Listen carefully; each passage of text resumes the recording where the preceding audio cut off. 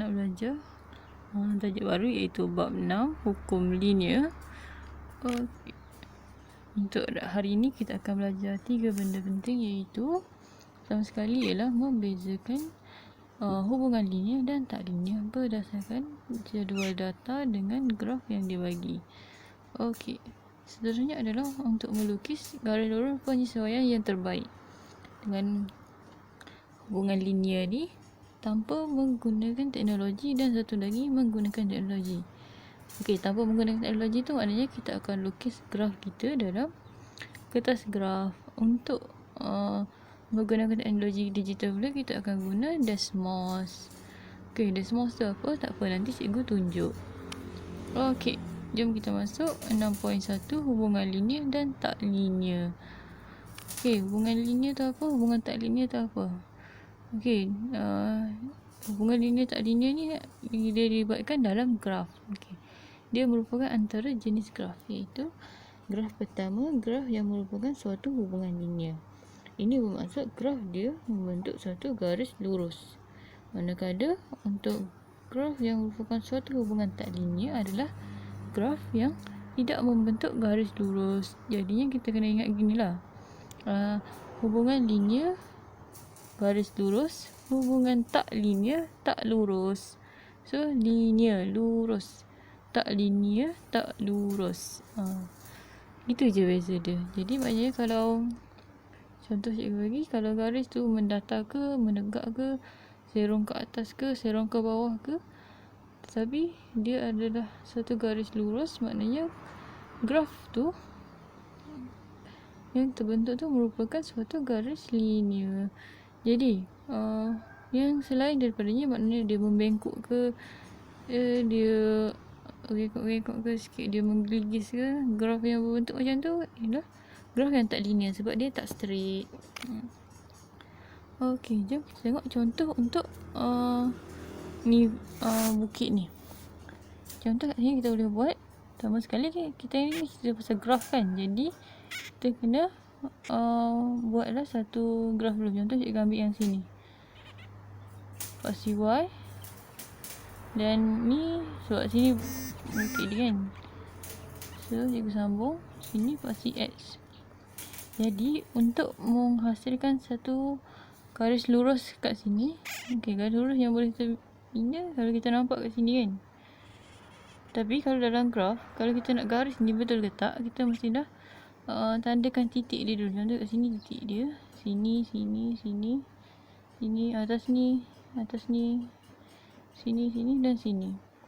Okey, jadi sini kalau kita tengok, kalau sebenarnya kalau kita tak buat garis lurus tu, bukit tu tak membentuk. Kalau kita sambung kita punya titik tadi, dia akan jadi macam tu. Dia tak boleh bentuk satu garis lurus. Tapi kalau nak cari kecerunan, purata kecerunan dia, kita mestilah mempunyai satu garis yang lurus. Sebab kecerunan, kalau garis yang tak betul macam tu, tak boleh nak kira kecerunannya. Jadi sebab itulah kita kena buat satu garis lurus di atas bukit ni. Dan garis lurus ni mestilah berada di antara titik-titik ni. Dia tak boleh lah, contohnya kalau tiba-tiba kita buat garis lurus kat sini, tak boleh. Yang ni kiranya salah. Ataupun kita buat kat sini, tak boleh sebab ni terlalu atas.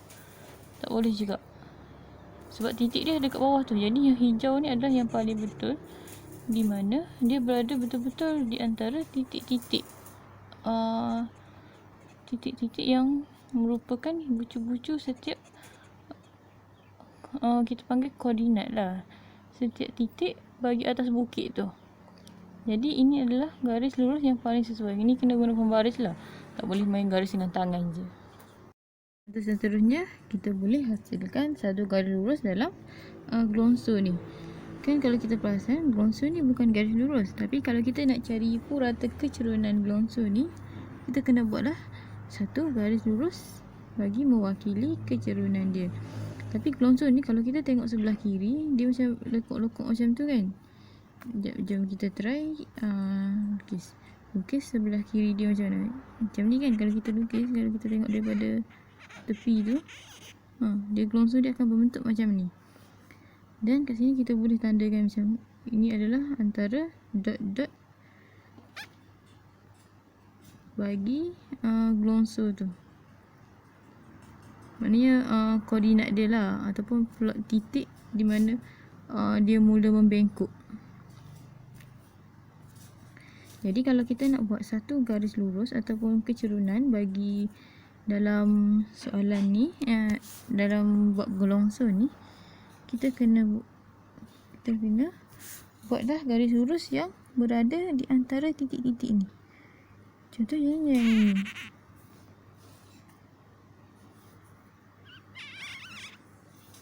Okey, tak menjadi. Sekejap, cikgu lukis balik.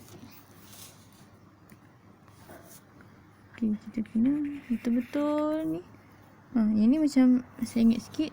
Jom kita, ni kalau kita ambil pembaris, kalau kita tak terus ni, kita akan dapat. Okey, yang ni dah boleh dikatakan betul. Maknanya dia bertindan, dan ada juga titik yang tak bertindan. Yang tak bertindan tu, pastikan dia tidak terlalu jauh daripada garis lurus yang kita buat, yang warna merah tu. Yang warna hitam tu kan titik kita. Jadi ini adalah garis lurus penyesuaian yang terbaik bagi glonso ni. Sebabnya memang kita boleh nampak terus kat sini, purata kedudukan titik dia adalah sama, adalah dekat-dekat je. Maknanya kalau kita buat macam ni, salah lah. Sebabnya yang ni dekat-dekat, tiba-tiba yang ni makin jauh titiknya. So tak boleh lah. Itu bukan garis lurus penyesuaian yang terbaik. Jadi yang merah ni adalah yang paling terbaik. Sebabnya yang ni dekat, yang ni dekat. Semua titik-titik ni adalah dekat dengan garisan yang merah ni, garis lurus yang merah. So graf hubungan linear yang sesuai untuk glonso ni adalah yang warna merah ni. Okey, dan